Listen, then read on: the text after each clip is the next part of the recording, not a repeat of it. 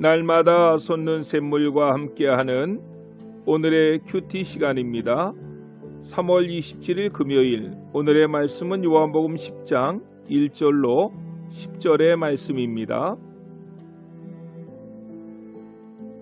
내가 진실로 진실로 너희에게 이르노니 문을 통하여 양의 우리에 들어가지 아니하고 다른 데로 넘어가는 자는 절도며 강도요 문으로 들어가는 이는 양의 목자라. 문지기는 그를 위하여 문을 열고 양은 그의 음성을 듣나니 그가 자기 양의 이름을 각각 불러 인도하여 내느니라. 자기 양을 다 내놓은 후에 앞서가면 양들이 그의 음성을 아는 고로 따라오되 타인의 음성은 알지 못하는 고로 타인을 따르지 아니하고 도리어 도망하느니라. 예수께서 이 비유로 그들에게 말씀하셨으나 그들은 그가 하신 말씀이 무엇인지 알지 못하니라.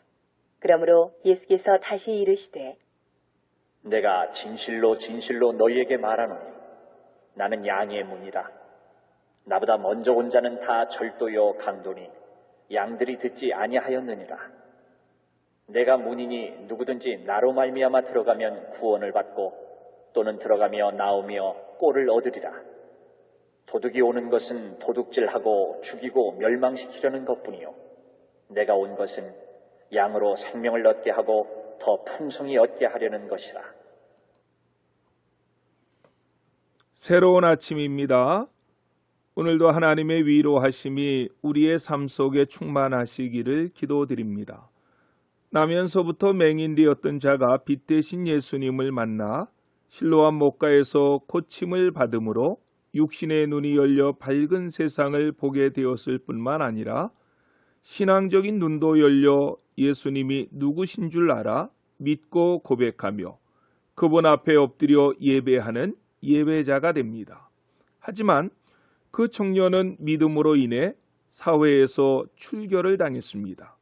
사회로부터 출교를 당한 그 청년을 예수님께서 친히 찾아가 만나주신 내용이 요한복음 9장의 내용입니다. 이 말씀과 오늘 본문 요한복음 10장은 매우 깊은 연관이 있습니다. 성경의 장절을 처음부터 구분되어서 있지 않았습니다. 성경의 장 구분을 한 사람은 13세기 초 영국 교회 캔터버리 대주교였던 행튼이라는 사람입니다. 또한 성경에 최초로 절을 붙인 사람은 출판업자 스테파노였는데 그때가 1551년이었다고 합니다. 그러다가 오늘과 같은 성경의 장과 절이 만들어진 것은 1560년대에 나온 제네바 성경이었다고 합니다. 성경의 장절이 있으므로 우리는 많은 편리한 점을 갖게 되었습니다. 그러나 단점은 장과 장 사이의 흐름을 막을 때가 있다는 것입니다. 오늘 본문 요한복음 10장이 그 가운데 대표적인 것입니다. 요한복음 10장은 선한 목자와 양의 내용으로 잘 알려진 장입니다. 그런데 요한복음 10장은 요한복음 9장을 배경으로 해석해야만 합니다. 예수님은 유대 사회에서 출교된 청년을 만나 이렇게 위로하시고 말씀하시는 것입니다. 내가 유대 사회에서 출교된 것으로 낙심하지 말라. 왜냐하면 너를 출교시킨 바리새인들과 유대의 지도자들은 실상 거짓 목자였다는 것입니다. 참 목자가 있는데 그가 바로 지금 내 앞에 서 있는 나다. 나 예수 그리스도만이 참 목자가 된다고 주님은 본문에서 선포하시는 것입니다. 맞습니다. 예수 그리스도 그분만이 양들의 참 목자요 선한 목자가 되십니다. 선한 목자가 되신 예수님은 스스로를 양의 문이라고 말씀하셨습니다. 양들과의 절대적인 관계가 있음을 말씀하는 것입니다. 왜냐하면 9절로 10절에서 말씀하고 있는 것처럼 목자만이 그 문으로 들어올 수가 있기 때문입니다. 양을 훔치는 도적은 그 문을 통해서 당당하게 들어올 수가 없는 것입니다. 악한 목자를 만나거나 도적을 만나면 양은 꼼짝없이 당할 수밖에 없습니다. 성경학자이면서도 토양학자였던 필립 켈러가 썼던 책 중에 양과 목자라는 작은 책자가 있습니다. 그는 8년 동안 양들을 치는 목양을 하면서 양에 대해 자세히 관찰해가며 이 책을 썼다고 합니다. 그는 이 책에서 양이라고 하는 동물은 참으로 나약한 동물이라고 말하면서 여러 가지 이유를 댑니다. 양은 뿔도 없고 물어 찢을 수 있는 강한 이빨도 없습니다. 뱀 같은 독도 없습니다. 사나운 발톱도 없습니다. 그저 무방비적인 나약한 동물입니다. 자기보다 작은 동물한테도 꼼짝 못하고 먹혀 죽는 그런 하잘것없이 약한 동물입니다. 그러면서도 양은 보수적이고 고집이 센 동물입니다. 라고 그는 그 책에서 말합니다. 성경에서는 하나님과의 관계 속에 있는 우리 인생들을 양으로 비유해서 설명할 때가 많습니다. 우리 인간의 특성이 양의 특성과 비슷한 부분이 많이 있기 때문일 것입니다. 예수님은 이러한 양들에게 생명의 문이 되시며 양이 문이 되시는 예수 그리스도로 가기만 하면 많은 유익을 얻게 될 것이라고 오늘 본문은 선포하고 있습니다. 그리고 그 구체적인 유익에 관해 몇 가지를 설명합니다. 먼저 9절 상반절을 보면 이 문으로 들어가야만 구원을 얻을 수 있다고 말씀합니다. 내가 문이니 누구든지 나로 말미암아 들어가면 구원을 얻고 라고 말씀하셨습니다. 여기에 구원을 얻고 라는 말은 많은 보호를 받게 된다는 말씀입니다. 마귀는 우는 사자처럼 삼킬 자를 두루 찾고 있습니다. 양들이 이 문 안으로 들어가기만 하면 안전과 보호를 보장받게 되는 것입니다. 9절 하반절에서는 이 문 안에 들어가면 꼴을 얻는다고 말씀합니다. 양들이 들어가며 나오며 꼴을 얻으리라고 말씀했습니다.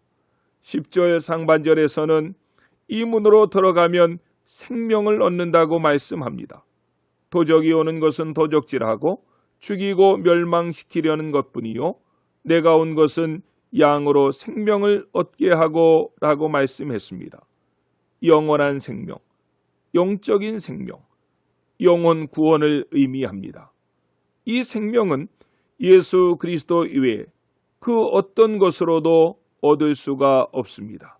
그리고 10절 하반절 말씀에 보면 이러한 것들을 목자를 따르는 자가 풍성하게 얻게 될 것이라고 말씀하셨습니다. 내가 온 것은 양으로 생명을 얻게 하고 더 풍성히 얻게 하려는 것이라 라고 말입니다. 풍성하다라는 말의 헬라어는 페리소니인데 필요한 것 이상의 라고 하는 의미가 있습니다. 차고도 철철 넘친다는 뜻입니다. 때로는 주님을 믿었다는 이유만으로 세상에서 어려움을 당할 수도 있습니다. 이 청년이 유대 사회로부터 출교를 당한 것처럼 말입니다. 그러나 그 아픔, 환난과는 비교도 할 수 없는 귀한 것들이 주님 안에 준비되어져 있습니다. 그래서 사도 바울은 로마서 8장 18절에서 이렇게 고백합니다. 생각건대 현재의 고난은 장차 우리에게 나타날 영광과 좋게 비교할 수 없도다 라고 말입니다. 남은 생에 선한 목자 되신 주님의 음성을 듣고 그 주님을 따르는 복된 삶을 살아가십시오. 믿음으로 인하여 잠시 고난이 온다 할지라도 뒤돌아보거나 물러서지 마십시오. 우리의 선한 목자 되신 주님은 양들을 결코 버리시지도 홀로 있게 하시지도 않습니다. 그 주님의 함께 하시는 은혜가 오늘 우리의 삶 가운데에서도 풍성하게 나타날 수 있기를 주님의 이름으로 간절히 기도드립니다. 아멘. 기도하시겠습니다. 사랑의 주님, 감사합니다. 주님만이 선한 목자가 되십니다. 도둑은 도둑질하고 죽이고 멸망시키려고 왔지만 주님은 우리에게 생명을 주시려고 오셨습니다. 오늘 하루도 주님의 음성을 분별하는 영적인 지혜가 있게 하시고 그 안에서 풍성함을 누리는 복된 하루가 되게 하여 주시옵소서. 코로나19로 몇 주째 교회가 함께 예배하지 못했습니다. 공동체의 소중함을 깊이 체험합니다. 하나님, 이 땅의 위정자들에게는 하늘의 지혜를 주시고 온 교회는 더욱 하나님께 기도하게 하셔서 코로나19가 이 땅에서 어서 속히 물러가게 하시고 온 성도가 기쁨으로 하나님께 예배하는 날이 오게 해 주시옵소서. 예수님의 이름으로 간절히 기도드렸습니다. 아멘.